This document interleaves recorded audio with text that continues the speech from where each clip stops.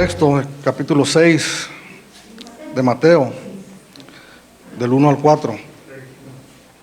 Guardaos de hacer vuestra justicia delante de los hombres, para ser vistos de ellos. De otra manera no tendréis recompensa de vuestro Padre que está en los cielos. Cuando pues des limosna, no hagas tocar trompeta delante de ti, como hacen los hipócritas en las sinagogas, en las calles, y para ser alabados por los hombres. De cierto os digo que ya tienen su recompensa. Mas cuando tú des limosna, no sepa tu izquierda lo que hace tu derecha, para que sea tu limosna en secreto, y tu Padre que ve en lo secreto te recompensará en público. El domingo pasado terminamos nosotros el capítulo 5, en donde estuvimos por varias semanas mirando lo que el Señor enseña, sobre todo a partir del versículo 21 hasta el verso 48, donde nosotros hablamos que el Señor Jesucristo enseña a sus discípulos cómo ellos deberían de vivir la vida cristiana en medio de la sociedad que les rodeaba, cómo ellos debían de relacionarse con las demás personas. Y decíamos que, entendiendo que todos nosotros somos personas sociales, que nos desenvolvemos en medio de gente, en medio de personas, y el Señor Jesús les enseña a ellos, a sus discípulos de aquel tiempo y a sus discípulos de este tiempo, que somos nosotros en esta mañana que estamos aquí reunidos, y muchos otros que están en otras partes del mundo, que es la iglesia de nuestro Señor Jesucristo, y les enseña cómo relacionarse con las demás personas. Pero aquí, en este capítulo 6, nuestro Señor Jesucristo como que da un paso más adelante y cada vez va más profundizando más en lo que es esta enseñanza del Sermón del Monte. Entonces, la enseñanza para ellos, de aquí para adelante, del versículo 1 hasta el versículo 18, es como ellos deberían de practicar su religión, por decirlo así, de practicar la fe a la que ellos habían accedido.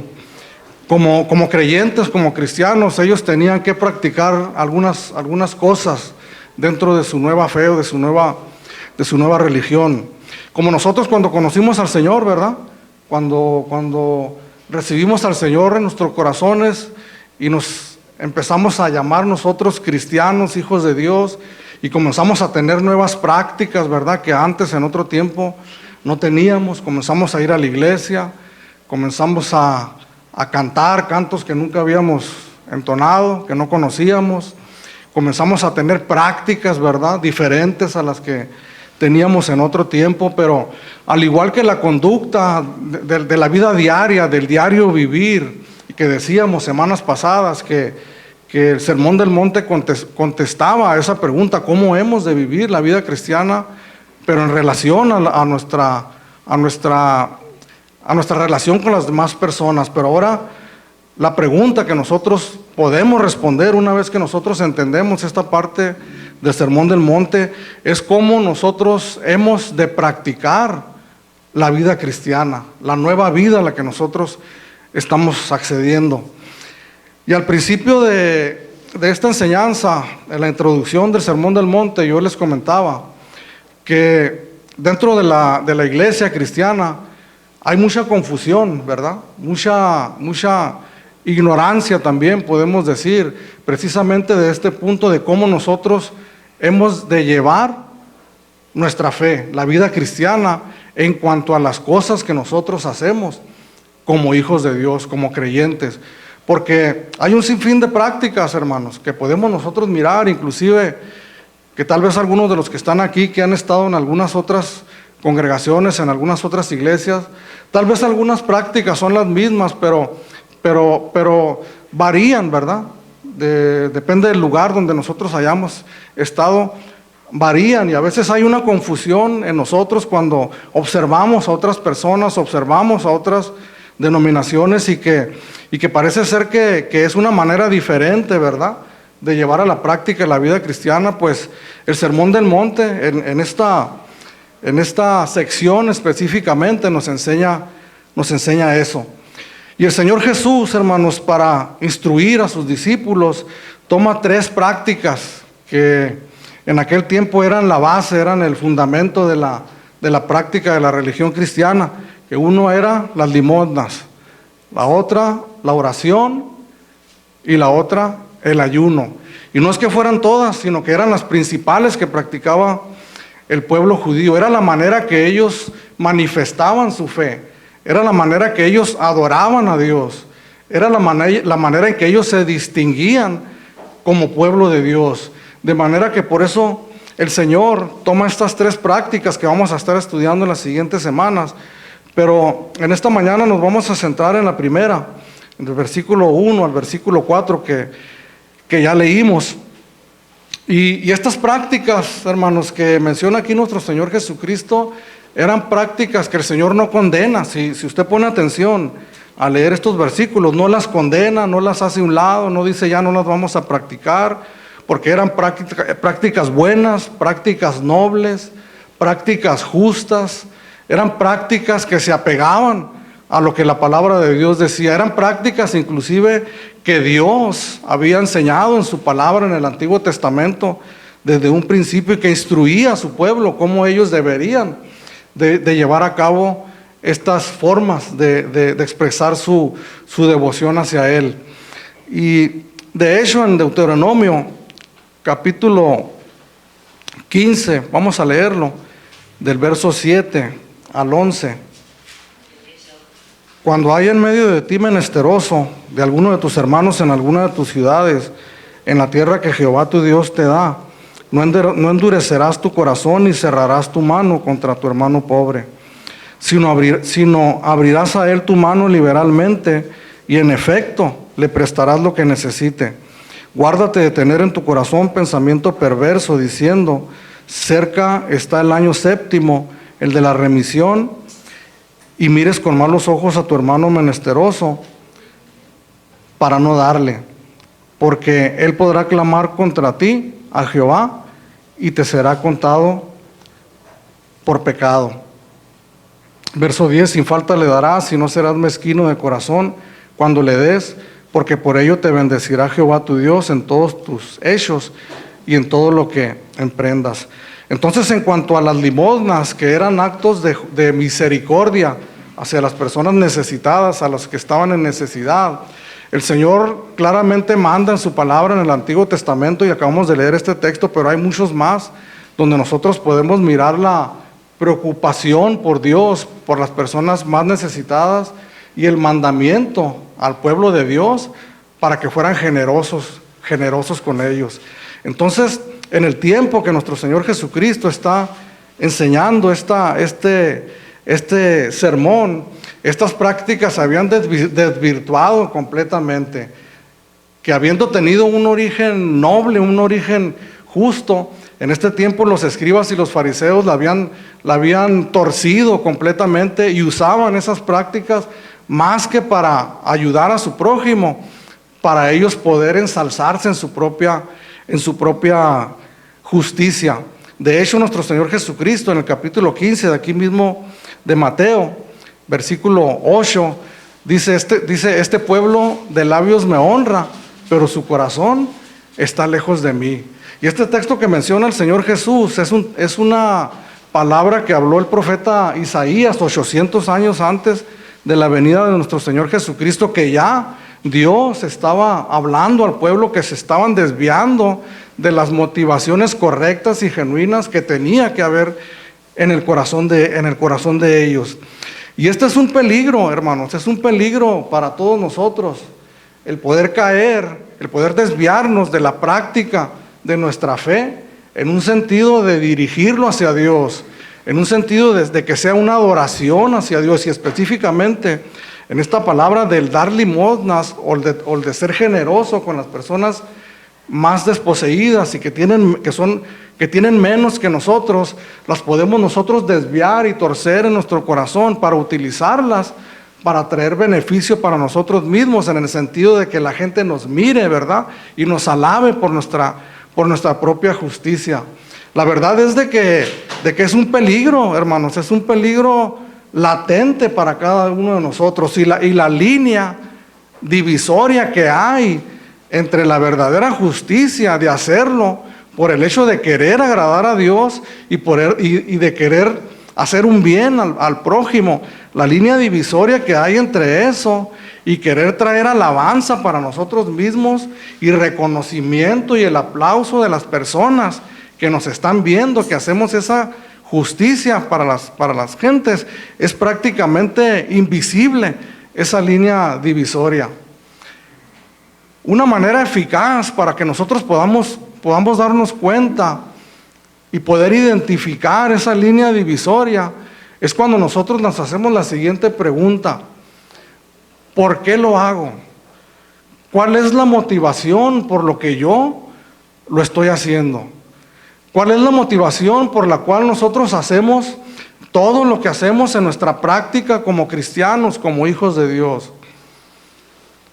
¿Cuál es la motivación en esta mañana de un servidor, de ustedes, del estar parado aquí atrás y predicar la palabra de Dios? ¿Cuál es la motivación de cada creyente que sale a las calles, en las esquinas, en la cárcel, en los centros de rehabilitación, a pararse enfrente de un grupo de personas y predicarles la palabra de Dios? ¿Cuál es la motivación por lo cual cada uno de ellos lo hace?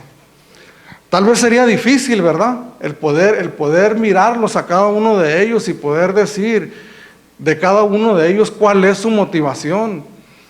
Pero sí podemos nosotros mirarnos a nosotros mismos y hacernos esa pregunta y decirnos, ¿verdad?, a nosotros mismos, ¿por qué razón estoy haciendo lo que hago en mi servicio a Dios, en mi adoración a Dios? ¿Por qué razón nuestra hermana que está dando clases a los niños y la otra que está cuidando a los bebés en el otro cuarto, en el otro salón, cuál es la motivación por la cual lo está haciendo? ¿Qué nos mueve? ¿Qué nos mueve en lo que nosotros hacemos en nuestro servicio a Dios? El pecado, hermanos, está siempre tocando a nuestra puerta, porque ese es un pecado. Es un pecado el tratar de atraer el reconocimiento hacia nosotros, porque el centro de la atención, hermanos, no somos ninguno de nosotros. El centro de la atención es Dios mismo. El centro de todo lo que hacemos, por la cual nosotros estamos reunidos en esta mañana, no es ninguna otra cosa que Dios mismo, que tuvo misericordia de cada uno de nosotros, que éramos inmerecedores, que no merecíamos, hermanos, fíjese, no merecíamos nosotros ni siquiera podernos nosotros parar, levantar nuestras manos y cantar cantos de alabanza a Él. No merecíamos, porque estábamos en pecado, estábamos lejos de Él, estábamos perdidos, estábamos muertos en nuestros delitos y pecados. ¿Por qué razón repito constantemente estas palabras, hermanos? Porque tenemos nosotros que traerlas continuamente a nuestra vida y darnos un repaso con ellas para mantenernos nosotros ubicados en la posición que nos corresponde. El Padre Nuestro, que lo vamos a estudiar 2 o 3 semanas más adelante, que está aquí abajito, lo dice claramente en la oración. Cuando oren así: Padre Nuestro que estás en los cielos.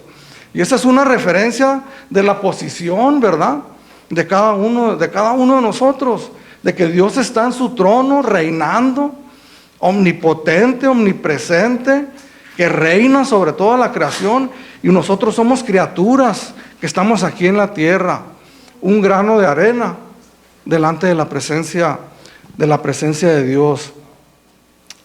Un ministerio muy peligroso, particularmente, aparte del ministerio de la predicación, que es el ministerio de la alabanza, ¿verdad?, que son servidores de Dios que se paran enfrente de otras personas y que comienzan a adorar o a tocar instrumentos, y es tan tremendamente peligroso, ¿verdad?, perder el rumbo, el objetivo de que la alabanza y la adoración es para Dios y quererla atraer para nosotros mismos. Por eso es importante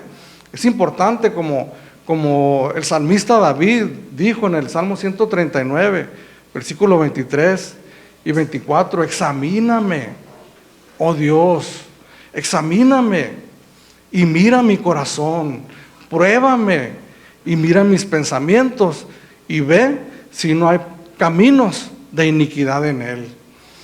Cuando nosotros no alcanzamos, porque a veces es difícil, hermanos, es difícil de poder identificar cuando el deseo del reconocimiento de los demás está entrando en nuestro corazón. Es difícil a veces poderlo discernir. Entonces nosotros nos empezamos a escudriñar a nosotros mismos, empezamos a mirarnos en el espejo de la palabra de Dios, pero cuando no llegamos nosotros hasta el fondo del asunto, es entonces cuando nosotros llegamos delante de Dios, porque ¿quién nos conoce más si no es Dios mismo, hermanos? Que la palabra de Dios dice que todos nosotros estamos desnudos delante de su presencia. Hebreos capítulo 4, verso 3. Estamos desnudos delante de Él. Y eso significa que no hay nada que nosotros podamos ocultarle al Señor. Entonces tan es peligroso este asunto que es del que trata nuestro Señor Jesucristo aquí, en esta sección del verso 1 hasta el verso 18, que la primera palabra que utiliza nuestro Señor Jesucristo en el versículo 1 dice a sus discípulos: guardaos, guardaos. ¿Qué significa guardaos? Estén atentos, muchachos, estén vigilantes, cuídense, pongan mucha atención, no vaya a ser que este pecado entre en sus corazones. Guardaos, dice, de hacer vuestra justicia delante de los hombres para ser vistos por ellos. Guardaos de que este pecado tan tremendo, porque hay pecados que estuvimos mencionando semanas atrás cuando hablamos de lo que menciona nuestro Señor Jesucristo, que consideramos pecados vergonzosos. Hay listas en la Escritura donde habla una serie de prácticas que consideramos nosotros vergonzosas y que nos cuidamos y nos guardamos de no caer en ellas y hacemos bien. Pero este pecado es tan sutil, hermano, es tan sutil que puede penetrar en nuestros corazones de una manera que nosotros no nos demos cuenta. Por eso el Señor dice: guardaos de hacer vuestra justicia delante de los hombres. Nosotros vivíamos una vida de injusticia cuando no conocíamos al Señor, una vida de pecado. Estábamos nosotros destituidos de la gloria de Dios. Pero cuando Dios tuvo misericordia de nosotros, dice la palabra de Dios que Él envió a su Hijo Jesucristo a morir en la cruz por cada uno de nosotros. Entonces la justicia de Jesucristo perfecta, porque dice la palabra de Dios que no cometió pecado, que fue perfecto, que fue puro, que fue limpio. Como decía Enrique hace unos momentos en la oración, Él vivió la vida que nosotros no podíamos vivir. Entonces esa justicia de nuestro Señor Jesucristo fue puesta sobre hombres y mujeres pecadores que no lo eran. Entonces fuimos justificados, ¿verdad? Fuimos declarados justos delante de Dios. Pero esta palabra de que fuimos justificados y que podemos traducirla así, que fuimos declarados justos, no significa que fuimos hechos justos, sino que la justicia de nuestro Señor Jesucristo fue puesta por nosotros. Entonces, una supuesta justicia con la que nosotros podemos presentarnos delante de los hombres como si fuera nuestra, estamos nosotros usurpando un papel que no nos corresponde. Pero esa justicia que Dios puso sobre nosotros por medio de la fe en Jesucristo produce en nosotros buenas obras, produce en nosotros prácticas en nuestra fe, produce en nosotros deseos de adorar a Dios, produce en nosotros deseos de agradarle, de vivir en santidad, produce deseos de ayudar al prójimo. Pero la advertencia de nuestro Señor Jesucristo es esta: guardaos de no hacer esa justicia delante de los hombres para ser vistos por ellos. Quiere decir que nuestra motivación no sea el traer alabanza para nuestras propias personas. Porque qué bonito se siente, hermano. ¿A cuántos de nosotros no han llegado con nosotros y nos han felicitado por algo, verdad? Y verdad que nos sentimos satisfechos, nos sentimos bien. Hay un escritor que estaba yo leyendo para como herramienta para el estudio de esta palabra, un comentarista bíblico. Y este comentarista dice ahí en el escrito, dice que él en su ministerio como pastor, como predicador, muchos años atrás, dice que empezó a notar algo raro en él, algo extraño. Y dice él que comenzó a notar que cada domingo después de la predicación, si no venía alguien, miembro de su iglesia, a decirle, a felicitarlo, porque la predicación había sido de bendición para su vida, dice que él se empezaba a sentir mal, se empezaba a deprimir cuando no había alguien que venía y que lo felicitaba. Porque qué bien se siente, hermano. Se siente bien. Entonces sutilmente uno puede sentir el placer, ¿verdad?, del elogio de las personas, de tal manera que en un momento dado puede sentirse uno atrapado, puede uno quedar completamente atrapado por este pecado y tener el deseo, ¿verdad?, el deseo de hacer las cosas para que la gente nos aplaude, para que la gente nos reconozca todo lo que nosotros hacemos. Pero una vez más, tenemos nosotros que estar parados bien firme en la roca y poder entender que todo lo que nosotros hacemos, cualquier cosa que nosotros hacemos, es venir a limpiar el templo, como venir a predicar la palabra de Dios, todo lo que hacemos debemos de hacerlo como para el Señor, sabiendo que siempre nosotros estamos en la presencia de Dios. Esta frase del apóstol Pablo que menciona continuamente, en Cristo, de manera que si alguno está en Cristo, esta palabra nos habla de la realidad en la que nosotros estamos como hijos de Dios, que continuamente nosotros estamos en la presencia de Dios. Entonces el Señor le dice estas palabras a sus discípulos: guardaos, tengan cuidado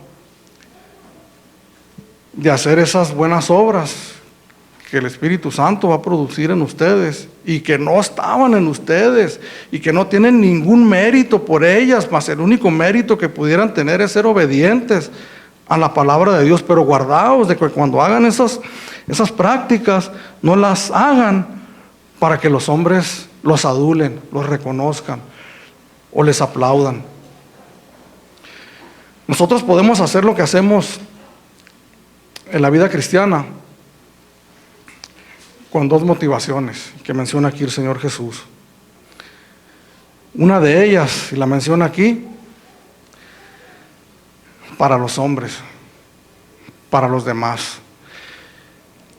Y parece increíble, hermanos, porque conforme vayamos avanzando y entremos en el tema de la oración y entremos en el tema del ayuno, y parece increíble que esas prácticas tan nobles, tan puras en esencia, que nos acercan a Dios, ¿cómo pueden en nosotros perder el objetivo y perder el rumbo? Algo que tenemos nosotros que entender, sin lugar a dudas, es que somos pecadores, que tenemos una naturaleza pecaminosa en nosotros, que Dios nos ha perdonado, sí, que nos ha rescatado de la potestad del pecado, que el pecado ya no se enseñorea más sobre nosotros, que antes éramos esclavos, no teníamos la libertad de voltear para otro lado y en un momento dado decir, pues ahora voy a servir a Dios. No teníamos esa libertad porque estábamos esclavizados en el pecado. Pero Cristo ahora nos libertó del pecado, mas sin embargo la palabra de Dios nos enseña, y la realidad de la experiencia de nosotros como hijos de Dios es que hay una naturaleza pecaminosa en nosotros. Y aún las prácticas más nobles que pueda haber dentro del cristianismo en nosotros se pueden corromper. Entonces podemos hacer nosotros las cosas para los hombres. Y esto es tan tremendamente sutil, porque hay un tipo de hipocresía, que es la palabra que menciona más adelante el Señor Jesucristo, en donde hay personas que manifiestan una hipocresía con toda alevosía y ventaja. en donde cuando yo estoy interpretando un papel que no me corresponde, fingiendo ser algo que no lo soy, lo hago con toda alevosía y ventaja. Me puedo parar aquí, o cualquier pastor, cualquier predicador se puede parar detrás de un púlpito llevando una vida tremendamente desordenada, en pecado, pero con toda alevosía y ventaja, cualquier persona pararse aquí detrás de un púlpito y personificar algo que verdaderamente no estamos practicando, no estamos llevando a cabo. Pero hay una hipocresía que penetra en nosotros de tal manera tan sutilmente, que de tal manera que no nos damos cuenta nosotros que estamos personificando un papel que no es de nosotros, que no nos corresponde, que por ignorancia o por la razón que sea no nos hemos dado cuenta, pero estamos nosotros viviendo una doble vida que no nos corresponde y que no es de nosotros. Por eso, qué importante que nosotros escudriñemos nuestro corazón y que le digamos a Dios que escudriñe nuestros corazones. Y la otra manera que nosotros podemos hacer las cosas que hacemos es para Dios. O la hacemos para los hombres o la hacemos para Dios. El punto que es que entre medio de esos dos propósitos o de esos dos objetivos, a veces es tan difícil poder discernir la frontera, la línea divisoria que hay entre estas dos motivaciones. Y quienes predicamos la palabra de Dios, quienes tocan o quienes cantan alabanza en una iglesia, podemos decir, sí, es verdad. Es un peligro que está latente, pero es un peligro para cada creyente, para cada hijo de Dios, para cada hombre, para cada mujer que se diga a sí mismo creyente o cristiano. Es un peligro latente que está en tu vida y está en mi vida, y de la cual nosotros tenemos que escuchar esta palabra de nuestro Señor Jesucristo, que nos dice: guardaos, guárdate, ten cuidado de no caer en ese pecado. Entonces dice aquí en el verso 1: guardaos de hacer vuestra justicia delante de los hombres, para ser vistos de ellos. De otra manera no tendréis recompensa de vuestro Padre que está en los cielos. Esta es la introducción para los tres temas que habla: la limosna, la oración y el ayuno. Pero aquí en lo referente a lo que es la limosna, o las obras de misericordia o de generosidad para con los que tienen necesidad, dice el Señor en el verso 2: cuando pues des limosna, no hagas tocar trompeta delante de ti, como hacen los hipócritas en las sinagogas y en las calles, para ser alabados por los hombres. De cierto os digo que ya tienen su recompensa. Fíjese lo que dice el Señor: cuando pues des limosna, cuando hagas una obra de caridad, dice, no hagas tocar trompeta delante de ti, como hace ¿quién? Los hipócritas. ¿Y quiénes eran los hipócritas, hermanos? Esta palabra, una palabra curiosa, que con esta palabra original griega se identificaba aquellas personas que eran actores de teatro, y su trabajo era personificar personas que no eran ellos y que usaban una máscara. O sea, se ponían otra personalidad, otras actitudes, otra manera de ser, otra manera de hablar, que ellos realmente no eran. Pero los hipócritas tenían unos destinatarios específicos, y que eran los escribas y los fariseos, y que de aquí para adelante el Señor Jesucristo va a utilizarlos como modelo de lo que no se debe hacer. Primeramente el Señor los utilizó como un modelo de maestros en cuanto a lo que no se debe enseñar, en cuanto a la doctrina y la enseñanza que no se debe de hacer. Porque recordemos que el Señor decía esta frase, dice: oíste que fue dicho a los antiguos, oíste que fue dicho.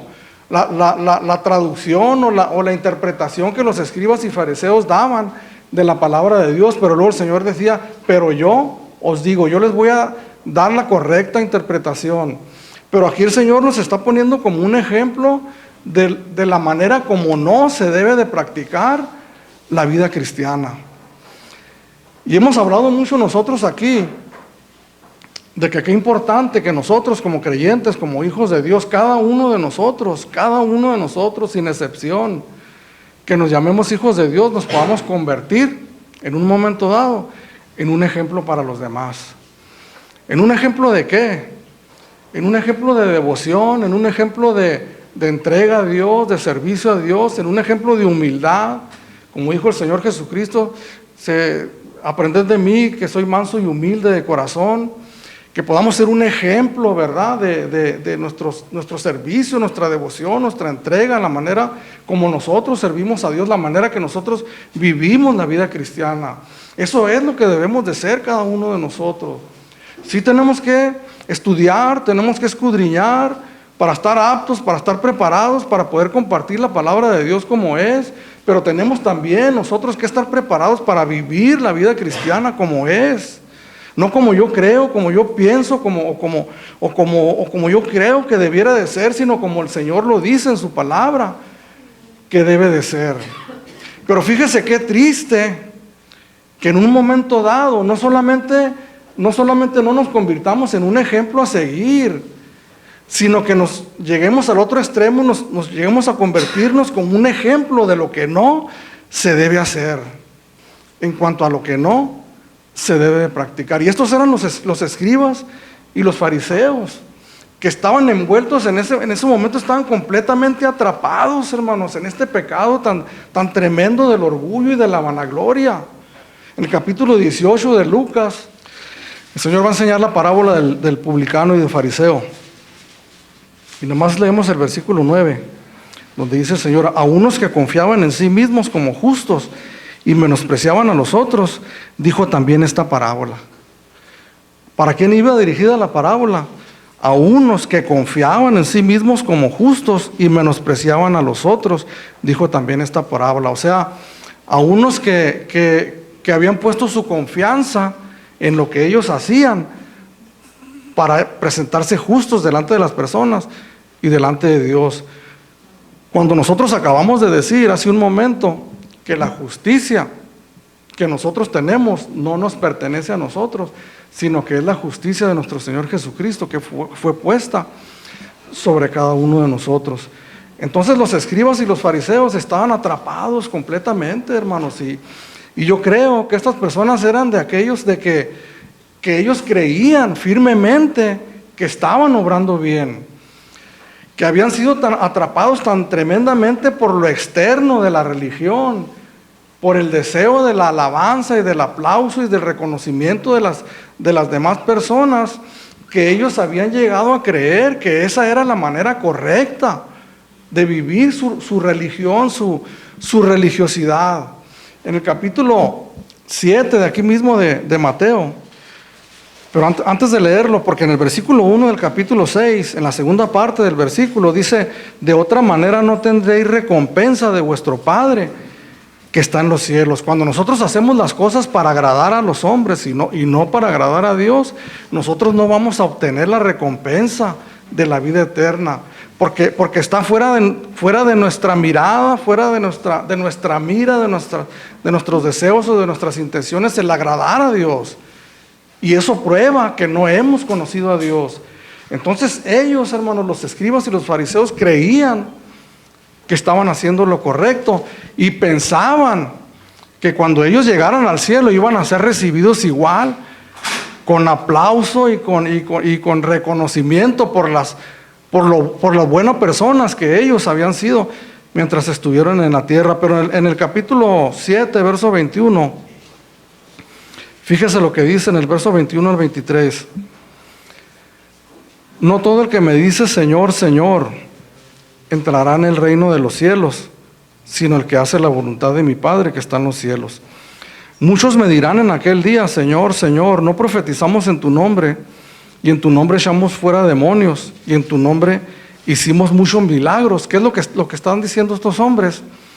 Que ellos pensaban que iban a entrar a la presencia de Dios porque profetizaron en el nombre de Dios, porque en el nombre de Dios echaron fuera demonios, y porque en el nombre de Dios hicieron muchos milagros. O sea, iban a entrar al cielo por sus propias obras. Si nosotros que estamos reunidos aquí en esta mañana antes de leer el último versículo, nos preguntaran a cada uno de nosotros, ¿por qué razón creemos? ¿O por qué razón crees que cuando tú llegues delante de Dios, Dios te va a dejar entrar? ¿Por qué creemos cada uno de nosotros que cuando muramos y abramos nuestros ojos en la presencia de Dios, por qué nosotros creemos que vamos a entrar en la presencia de Dios? Es una buena pregunta que cada creyente, que cada hijo de Dios debiera estar capacitado para poderla responder correctamente. Porque si nuestra respuesta es similar a esta, porque en la iglesia yo era ahí el que abría y cerraba la puerta, porque yo predicaba, porque yo era pastor, porque aconsejé a muchas personas, porque por medio de mí muchas personas vinieron a los pies del Señor Jesucristo. Esa no es una respuesta correcta. La respuesta correcta es por los méritos de mi Señor y Salvador Jesucristo, por lo que Cristo hizo en la cruz del Calvario tomando mi lugar. Porque si no hubiese sido por la obra maravillosa de nuestro Señor Jesucristo imputada en mi vida, yo no podría entrar en la presencia de Dios. Entonces en el versículo 23, cuando estas personas presentan estos argumentos de por qué ellos creían que deberían de entrar, fíjese las palabras que les dice el Señor, palabras tremendas, que no tienen vuelta de hoja, que no tienen reversa. Y entonces les declararé, nunca os conocí, apartados de mí, hacedores de maldad. Y esto viene a parar en el punto principal, o uno de los puntos principales, en el cual nosotros podemos llegar a engañarnos a nosotros mismos y creer que verdaderamente estamos bien delante de Dios por lo que nosotros hacemos, cuando puede ser posible que hayamos perdido completamente el rumbo o estemos camino a eso, a perder el rumbo. Se siente bonito el halago, se siente bonito el aplauso, se siente bonita la palmada en el hombro, se siente bonito el reconocimiento, de tal manera que uno se encuentra procurándolo y buscándolo, ¿verdad? Buscándolo. Nos podemos perder en eso, pero ¿sabes una cosa? Esa es toda nuestra recompensa, eso es todo nuestro pago, el podernos sentir bien unos momentos porque nos levanten o porque nos alaben. El servir al hombre, al ojo, o el servir a Dios tiene su recompensa. El servir al hombre, el servir al ojo tiene la recompensa del halago y del aplauso, que sí es bonito y que se siente agradable, pero es efímero y es pasajero. Pero el servir a Dios con un corazón sincero y teniendo en la mírala correctamente quiénes somos nosotros y quién es Dios, la recompensa que nosotros tenemos es la vida eterna. Recordemos, hermanos, que aquí en el Sermón del Monte, en una de las bienaventuranzas, en el capítulo 5, y en el versículo 11 y 12, fíjese las grandes recompensas que tenemos nosotros como hijos de Dios, como cristianos. Muchos dicen, ¿sabes qué? Conviértete al Señor y verás que todo te va a ir bien. Vas a servir al Señor y el Señor va a levantar tu nombre para fama. Dios te va a enviar a las naciones, ¿verdad? Vas a ser reconocido a nivel mundial, pero eso no es lo que dice el Señor. Aquí en las bienaventuranzas, en el verso 11 y 12 dice, bienaventurados sois cuando por mi causa os vituperen y os persigan y digan toda clase de mal contra vosotros, mintiendo. Gozaos y alegraos, porque vuestro galardón es grande en los cielos, porque así persiguieron a los profetas que fueron antes de nosotros. Entonces, muy al contrario, a veces vamos a recibir vituperios. A veces no te van a felicitar, ni te van a dar una palmada en el hombro, sino que van a hablar mal de ti. Si son mentiras lo que están hablando de ti, y es por causa de tu servicio a Dios, bienaventurado eres, porque tu recompensa es grande en los cielos. Pero nosotros nos gusta lo que vemos, ¿verdad?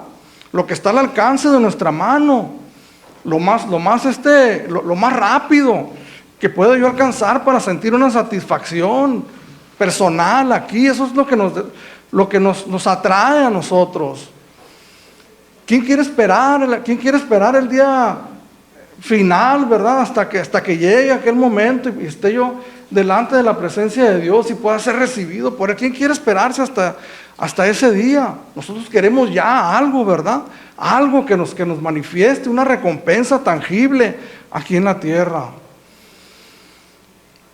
Pero déjeme decirle que estos hombres que estaban oyendo esta palabra tal vez pensaban igual. Oye, pues de aquí a que el Señor venga en su reino otra vez, pero han pasado 2000 años. Ellos y muchos más están en la presencia de Dios. Ellos y muchos más que fueron vituperados, que fueron apedreados.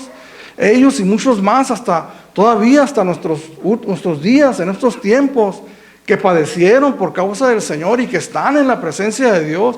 Y que nadie los conoció, que nadie mencionó su nombre fuera tal vez de la pequeña congregación en donde estaban. Hoy están gozando tremendamente, llevan miles y miles de años y van a pasar miles y millones de años en esa condición. Amén. Pero el halago y el aplauso, ¿cuánto dura, hermano? Yo les confieso que se siente bien, que se siente agradable. Hermano, que estuvo muy buena la predicación. Sabes que es inevitable, hermano. Es inevitable sentir un aguijón, sentir algo en el corazón. Pero es importante reconocerlo y decirse, no quiero eso, porque la gloria es para Dios. Esa es la realidad, hermano. Y de ahí pasamos a empezar a hablar cosas a procurar la alabanza de los hombres. Distorsionamos lo que es la verdadera religión, por llamarlo de esa manera. En una ocasión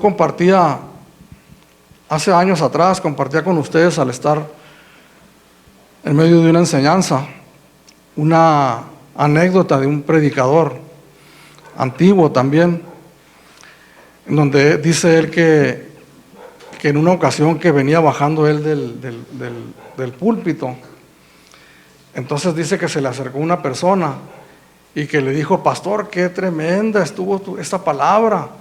Entonces dice que él le contestó: sí, ya me lo dijo Satanás mientras iba yo bajando, porque es tan sutil que el enemigo nos habla al oído dulcemente y nosotros podemos caer, pero de ninguna manera ninguno de nosotros podemos robarle la gloria a Dios. Él fue el que murió, hermano, en la cruz. Él fue el que padeció. Él fue el mérito completo y total es de Él. Es risible. Tenemos que meternos en la cabeza y armarnos de eso, hermanos. Es risible el poder pensar que hay algún mérito en nosotros. Tenemos que armarnos de ese pensamiento en nuestra mente y en nuestro corazón y repetirnosla continuamente para poder pararnos donde verdaderamente nos corresponde, que es un lugar hermoso, hermanos, maravilloso, glorioso, postrados como siervos, como esclavos a los pies de nuestro Señor Jesucristo, dándole siempre toda la gloria y toda la honra a Dios, porque Él es el único merecedor. Esto es lo que no debemos hacer, hermano. Dicen los comentaristas de aquellos tiempos, en las sinagogas de los tiempos de nuestro Señor Jesucristo, que para llevar a cabo el mandato de Dios de ser generosos con los pobres, con los necesitados, en las sinagogas se hacían colectas. Y al terminar el servicio en la sinagoga, parte de los anuncios era que se leían la lista de las personas que habían aportado. Fulano de tal aportó esta cantidad de dinero, y la persona se levantaba para que todos lo miraran y las demás personas aplaudiendo, ¿verdad? Elogiando la buena obra que él había hecho. Salían a la calle y empezaban a hacer entrega del dinero que habían recibido. Pero el corazón de ellos estaba completamente desviado y estaban entregados ellos a la alabanza de los hombres. No está muy claro si literalmente tocaban una trompeta, como dice aquí. Dice, cuando pues des limosna, no hagas tocar trompeta delante de ti como hacen los hipócritas, pero puede ser que nuestro Señor Jesucristo use esta palabra o esta frase como una ilustración para decirnos que nosotros no debemos llamar la atención hacia nosotros mismos. Deberíamos de conocer ya nuestro corazón, hermano. Es una tentación, ¿verdad? Cuando nosotros hacemos algo y que nadie se dio cuenta, es una tentación. Yo lo he hecho. De repente estar en la plática y el pecado termina impulsando aquello y empezamos nosotros a tocar la trompeta y a decir lo que hemos hecho. Porque somos frágiles, hermanos, somos débiles, somos pecadores, necesitados tremendamente de la gracia y la misericordia de Dios. Eso es lo que no tenemos que hacer. Pero el verso 3 y el 4 nos dice lo que nosotros tenemos que hacer. Mas cuando tú des limosna, no sepa tu izquierda lo que hace tu derecha. ¿Qué significa esto? Significa que ni tú mismo te des vuelo, ni tú mismo te aplaudas, ni tú mismo te des alas y te des aires, y ni tú mismo te levantes. Les voy a leer una frase de un comentarista hablando de este versículo 3, que dice así: la expresión probablemente se refiere al hecho de que una persona debe guardar su contribución voluntaria como un secreto, no solamente ante los demás, sino ante sí mismo. Esto es, debiera olvidarlo, en vez de decir en su corazón, qué bueno soy, qué bueno soy. Este es el peligro, hermanos, de que el Señor Jesucristo nos quiere librar a cada uno de nosotros. Este es el peligro en el que nosotros podemos caer como hijos de Dios, como creyentes, como cristianos. No solamente buscamos el aplauso, no solamente buscamos el reconocimiento, buscamos recompensas de alguna manera aquí en esta tierra. Queremos el fruto ya, ¿verdad? De lo que nosotros estamos haciendo, lo queremos ya. Inclusive llegamos con el Señor y reclamamos, ¿verdad? Porque le decimos, Señor, tengo tanto tiempo ya permaneciendo, siendo fiel en esto, y no me has concedido lo que tanto yo te he pedido en oración. A veces nosotros esperamos cosas que tal vez nunca van a llegar, pero descuidamos lo que Dios ya nos dio, hermano: la salvación de nuestras almas y el perdón de nuestros pecados. Una vida recta, una vida santificada delante de Él. Que literalmente, hermanos, como dice la palabra de Dios en Hebreos capítulo 4, podemos entrar nosotros confiadamente hasta el trono de su gracia. Es una excelente oportunidad cada vez que venimos aquí a la iglesia, entre otras oportunidades que tenemos, de entrar hasta la misma presencia de Dios y adorarle, exaltarle, levantar nuestras manos, levantar nuestros brazos o con los brazos abajo, como tú quieras, pero con tu corazón rendido, y tener ese gran privilegio que antes no teníamos, de poder acercarnos a Dios en adoración. El poder entender la realidad espiritual que vivimos cada día de nuestra vida como creyentes, como cristianos, que estamos en la presencia de Dios cada segundo, cada minuto, cada hora de nuestra vida. Tenemos acceso al Rey de Reyes y al Señor de Señores. Si yo muero y no recibo nada más, oiga, con eso estoy tan tremendamente bendecido. Tenemos necesidades, hermano. Tenemos tantas cosas que deseamos y anhelamos y que Dios sabe, ¿no?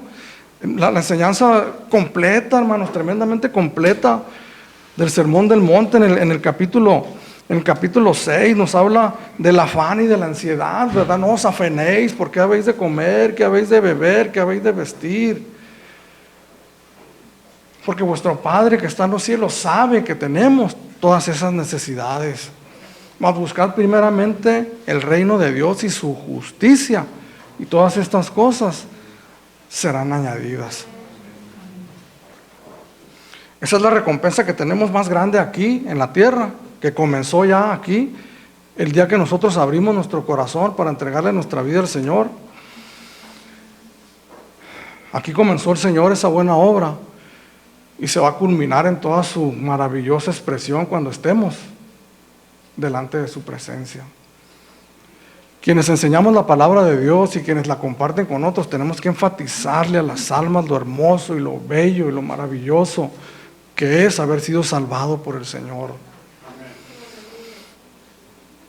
Pero por cuanto no lo enseñamos o nosotros no nos damos a la tarea de buscarlo nosotros mismos, buscamos, perdónenme la expresión, como los pollos o las gallinas buscan las migajas en el suelo, sabiendo que tenemos bendiciones maravillosas y preciosas como hijos de Dios. Pareciera como que entonces a Dios no le importa lo que hagamos, ¿verdad? En esta vida como creyentes, como cristianos. A veces hasta pensamos o llegamos a pensar, o algunos llegan a pensar que Dios más bien está atento a las cosas malas que hacemos y lleva una lista, ¿no? Para que el día que estemos allá sacarnos todas nuestras verdades y decírnoslas en nuestra cara. Pero entonces nosotros ignoramos la realidad de la palabra de Dios que por medio del Señor Jesucristo todos nuestros pecados presentes, pasados y futuros fueron arrojados a lo más profundo de la mar. Y que más bien, hermanos, más bien, como dice Hebreos, y con esto terminamos, capítulo 6.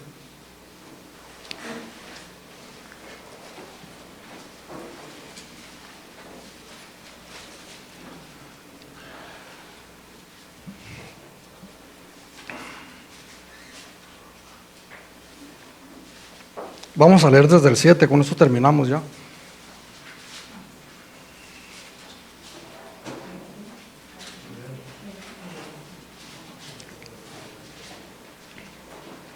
Vamos a leer desde el 7 al 10.